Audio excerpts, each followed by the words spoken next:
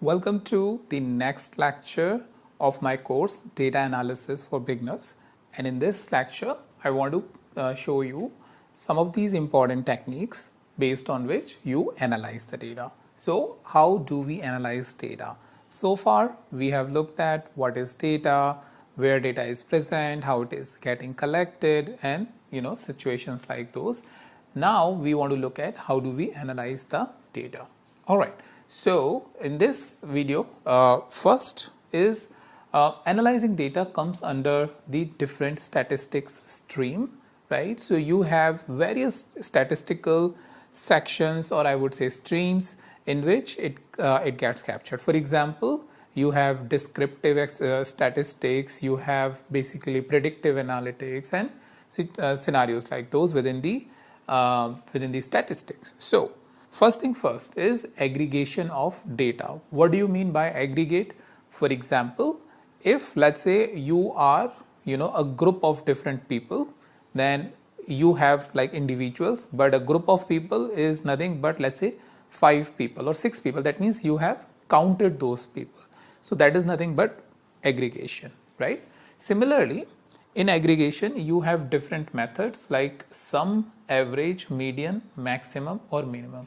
So you would do sum in scenarios like, for example, if you are someone who is who watches cricket, football, baseball, those type of scenarios, you will see that the runs or the goals are being summed, right?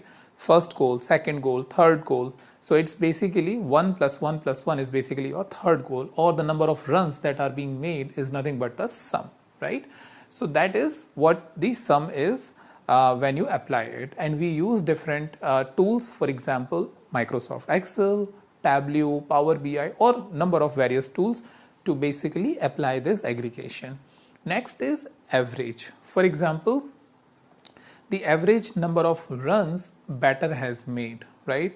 Either in a cricket match, or let's say in the current season, or let's say over a period of lifetime. That gives an idea that if a batter is scoring let's say 40 run on an average in the current season, that means whether it's in a good direction or bad direction depends on that situation, right? Or comparison. But this is one of the scenario of average. For another example I will give you from the business is average quantity purchased by each customer, right? So that becomes a scenario of using the average. Now median is also is nothing but average, but median basically helps us to remove the extreme situation. For example, if you think about it, again going back to the sports terminologies, that in cricket you basically make a lot of run. So suppose in cricket you have 11 players or batters. Out of 11, only one has made 200 runs, rest other have made let's say 50 runs. That becomes that 200 becomes an outlier, right? Because if you do an average, you will see that on an average how each player has made, but that's not true. Only 200 runs have been made by one player. That is an outlier, and that's where median basically helps, that it removes the outlier but tells you, okay, on an average every other individual have made around 8 to 10 runs, or anywhere between 5 to 10 runs, like 6 runs each player have made, 5 or 6 runs, right? And that is what median basically does. Maximum and minimum, for example, in your school time or in your college, you always want to know the person who have got the maximum number or the minimum number. Same thing happen in business.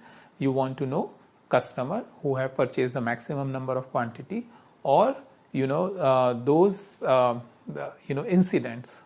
Let's say a server or a process which has less number of incidents, that means minimum number of incidents. So by applying this methodology, so that is something what we have as a first part of aggregation of data by looking at it various different techniques. Now let's look at the second one, which is plotting the data. Very, very important. Why? Because in a data set, the data that you are having, you can have 100 rows, 1000 rows, 10,000 rows, 100,000 rows, 1 million rows, right? But with the plotting, you aggregate all of that, or you basically convert each row into some sort of a plot that basically helps you interpret and analyze the data. You cannot read 1 million lines in 5 seconds, but with the help of plot, you can do that. Okay, so what are the different plots that we have? For example, we have bar chart. Bar chart example can be, let's say you have 3 different products in a company and you want to analyze the sales. So what you do on x-axis you take products, on y-axis you take sales. So first, second and third, like 3 different product sales, and clearly identify which one is higher or lower. Pie chart is something where you will have the contribution. Each product category is making contribution, though this is of a size of a pie or a circle, and pie is got broken down based on the contribution percentages. Line chart is nothing but the trend. Each product over a period of time, how much sales they have generated. So that becomes your line chart. So depends on, even if you have millions of rows of each product and sales by month and whatever, you will be able to plot it and interpret it in a couple of seconds. So that is the power of plotting data. Now let's look at another technique, which is applying the statistical approaches. This is to really understand what's going on with the data. So what do we have over here is Pareto analysis, correlation, variance, probability, hypothesis testing. Okay, starting with the Pareto analysis, very impactful.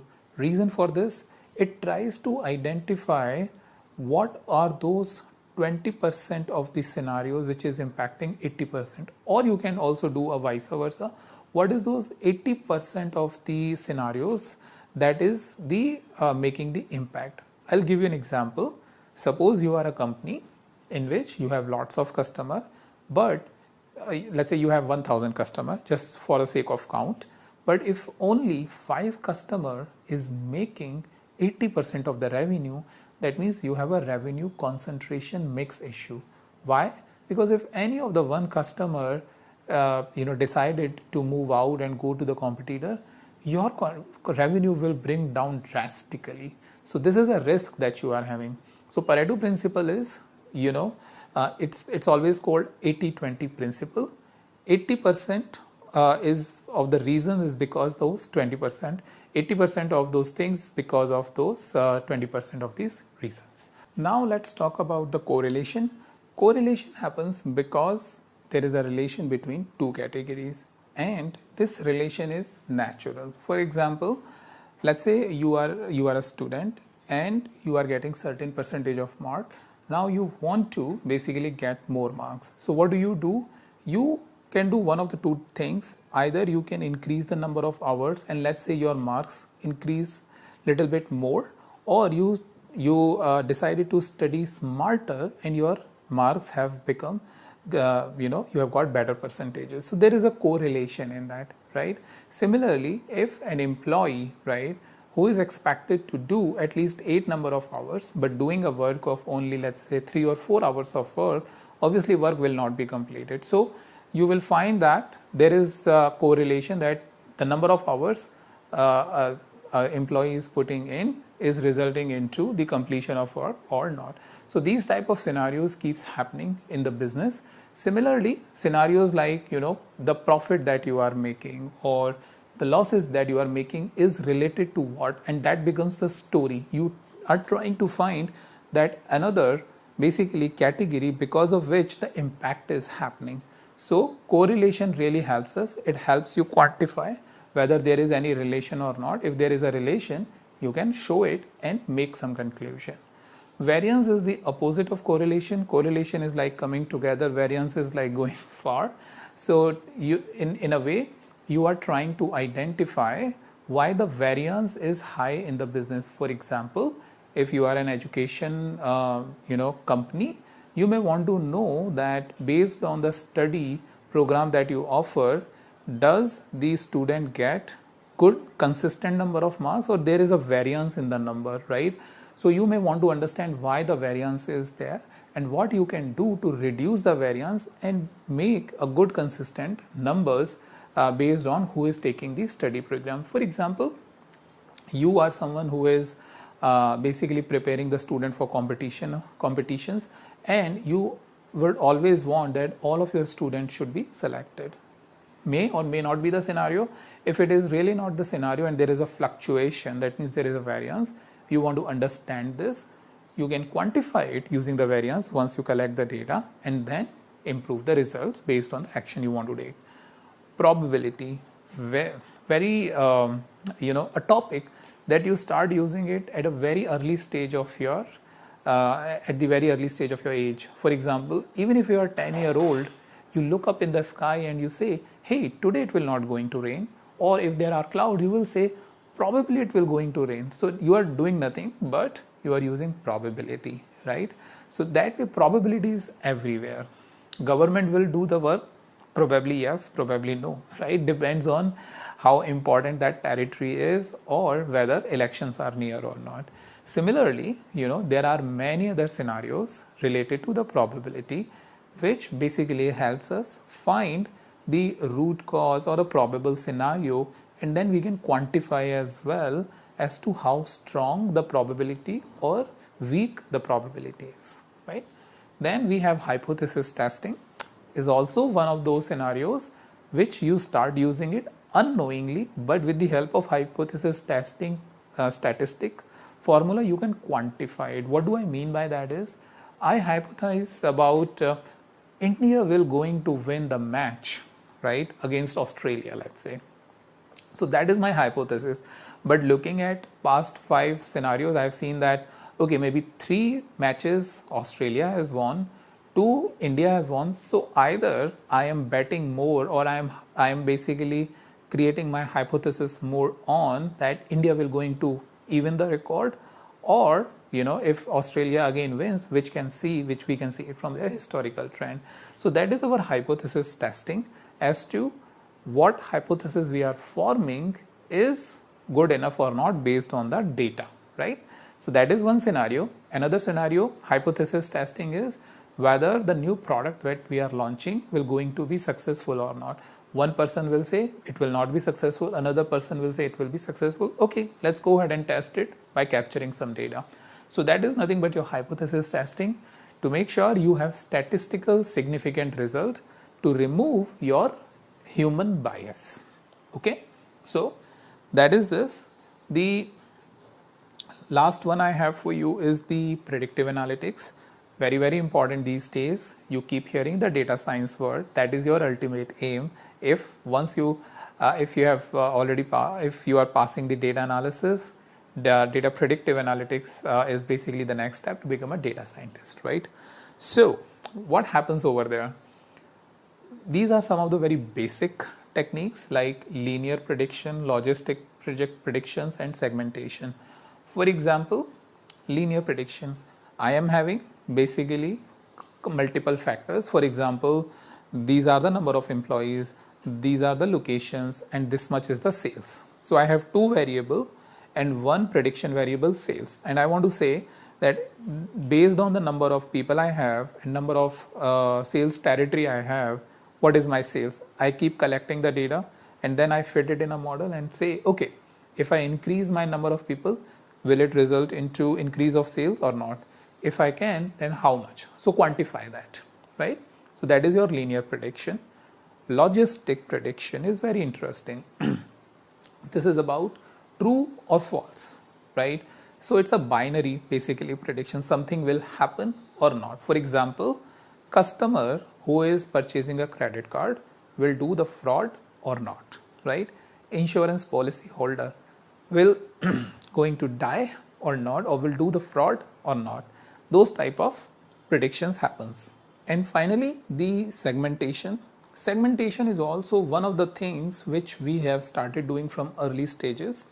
For example, whenever we are drying our clothes in a dryer or outside of the house, we bring back, we fold them together and we put it by segmenting it. Like for example, t-shirts are going at the t-shirt place, we are keeping together the t-shirts, we are keeping together the jeans, shorts at one.